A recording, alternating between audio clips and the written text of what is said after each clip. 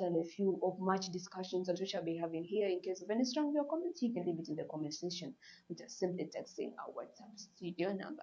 Now, good morning, Mr. Edmonia Khan. Yeah, good morning. Good morning to you, and good morning to Juba Eco and viewers of Juba Eco. I hope I'm clear and loud to all of you. You are very clear. So, Edmonia Khan, what is the latest as far as the Nairobi peace talks is concerned?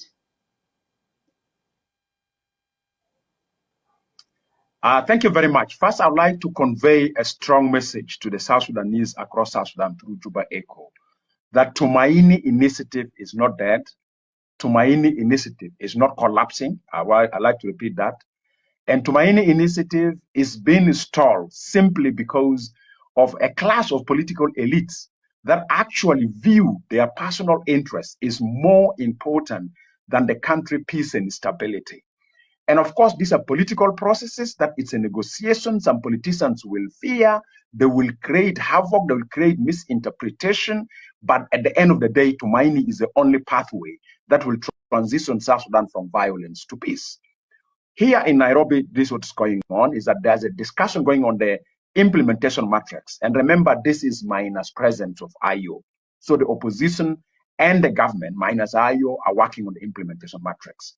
The implementation matrix is not focusing on anything new. The implementation matrix is focusing on those pending tasks that are associated with our access, and then the new ideas that merge out of Tumaini. And mainly the new ideas, it's around trust and confidence building measures, is around communal violence, armed civilians, and then the land disputes. Those are the only new merging ideas that come in. And then bit of restructuring of institutions to the way of how can it implement better. In a best way, how can we transform? So once IO return, those particular implementation matrix will be initial and signed and then taken to there. What Juba, some of the Juba leaders that are afraid of, it's been answered here, this concept of realigning Tumaini with our access. And by the way, one of the things I've come to realize that actually some of the people who fear Tumaini are contradicting themselves. How are they contradicting themselves? For instance, there are those who are saying Tumaini is undermining our access. But if you look at the document of Tumaini, 60% have reference to our access pending task. 40% of it is the new ideas generated by the declaration in Rome, what we call the DOP. And opposition who are part of Soma, before Soma split, who sits here in Nairobi after the split of Soma, what brought them to the table of the mediation is the respect to the DOP, as equal as Artigono is the respect for our access. But today we have seen people in that only does not want to see respect of the DOPs. And some of them have been talking to them. They say, we wish Tumaini could have come with new ideas. Now, if Tumaini is coming with new ideas apart from the access, why are you saying Tumaini is above our access? Some of them will say, we don't expect Tumaini to only look into the pending task of our access. We will come with new idea. But in another way, they are saying Tumaini is coming with new ideas that is undermining our access. This is a contradiction.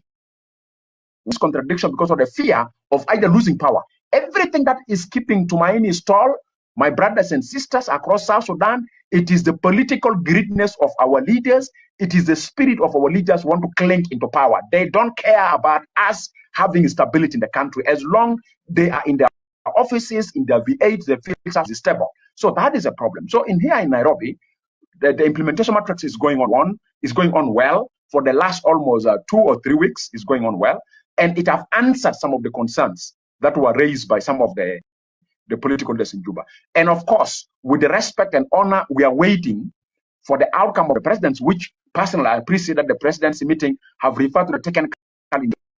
So now the ball is the technical institution. As you are aware that they met and they were given 4 main areas in Juba. 1, let them come with their plans, let them come with their budgets, let them come with their timeline, and then let them come with their way forward, which I'm quite sure they will never contradict what we are discussing here in Nairobi. They will come on the same thing. So now, if the discussion in Juba and the thinking in Juba for political transition is matching with the discussion here in Nairobi, what is wrong? What is wrong? This is my answer. Some people are just afraid of individuals in Nairobi. That's why you find them, they start telling you the panel, the regional panel, it is a part of trusteeship, which is actually wrong. Let me give an example. Now, what is called realignment between Juba and Nairobi? Today I've discovered the following. One, some leaders in Juba are afraid of the regional panel.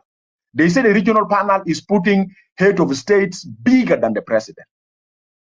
My strategic question, when Alpha Konari was AU High Representative to South Sudan, and when AUC5 was created, why don't you dispute it? Have that undermined His Excellency President? Never. They helped in creating trust and confidence, and that's why Chapter 1 was implemented. If it wasn't the presence of Alpha Konari, which is a former president of Mali, if it wasn't the presence of AUC5, we could have not revitalized the agreement.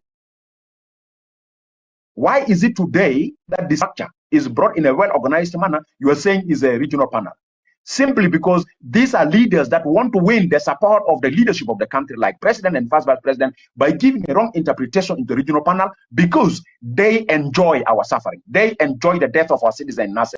They enjoy the death going on now in Lunjang community in Warab. They enjoy the economical suffering we face, because that's why they don't want anybody that will help the leaders to have a trust and confidence that will make Sudan transition.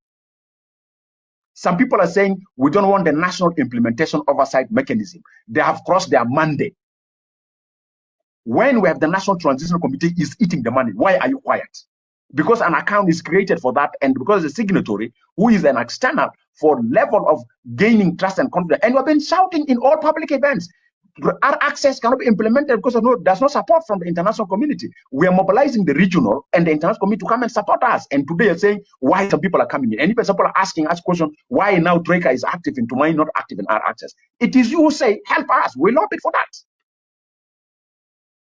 The shifting of the JDB by bringing security, why is it a crime that you want to keep the country in a political stalemate? There's restructuring of the SSRB board into oversight commission. What is wrong with that? If you really believe stability in South Sudan is your political objective, why I provide this misinterpretation? So in Nairobi, these questions were answered. What next in my message before the citizen? I'm appealing with due respect, with all honor, with the voice of that child that goes 3 days without meal on the street of Juba, with those soldiers that have gone for almost 9 months without salary and their children have dropped out, with the spirit of some teachers leaving the classes and going to burn charcoal in order to earn living and for their families, with the political fear that we have now in Juba, where every slight thing becomes political. And we have seen how much the law enforcement agents in the evening have been deployed in the town, moving as if we're in a battlefield. I'm urging His Excellency, First Vice President, to ensure Ayo come to the table as Artigono. Sincerely, I'm convinced that political class that survive on our suffering, they have shown us, they have issued their statements. We have seen contradictory statements coming even from the opposition also in Nairobi. And we have told them here that opposition in Nairobi, change of language is very important, because we know that politicians are confronting themselves on personal basis, but they want to keep the country hostage for their personal grievances. There's nothing called democracy these politicians are pushing. There's nothing called transparency these politicians are pushing. There's nothing called our access have crossed its mandate, apart from sycophants around the leadership of the country. And their sycophanship is helping them to gain loot, to gain confuse, to gain destroy the country. Why should we have such leaders claiming that they're political leaders, that they want to govern the country? So this is the level of stress that we have from the decision of our political leaders. That's why my appeal, I respect His Excellency President's decision and the members of the presidency by giving the technical institutions, let the technical institutions take responsibility to rescue the country. We don't want to hear this individualistic, contradictory statements coming from our leaders that, look here, Tumaini is Tumaini is initiated by the president. Actually, whoever is fighting Tumaini is fighting the president. And people realize that actually people around him who's digging a hole for him to fall into, because they like it. Look at the pressure we have in Juba. Was just people who are very far from the president. It's the same people close to the president creating those scenarios. Look at when the president was swearing the Minister of Finance. He told the minister very clear, I know there's money from the non-oil revenue sources. Today we're talking about RAD, which is actually hate speech. But you can see how effective the RAD business is coming up now. That means somewhere it hold water, though it's a use of hate speech that I don't like. I've been telling people the use of the RAD is hate speech. Let's avoid that, because that's how Rwandan genocide started, by cockroach hate speech. soon we'll end up in genocide, fighting each other. So we are progressing effectively between the opposition and the government here, but the enemies of peace and stabilities, whom I describe them as the spoilers of peace and profiteers of the violence, are trying to create scenarios and messages that disturb. And some of them, we know their track record in regard for the struggle for independence. Some of them, we know how their files are dirty. Some of them, we know how much they're looting the money. So that is the message I would like to convey from Nairobi, from Tumaini. Tumaini will be a hope for South Sudan. And my message to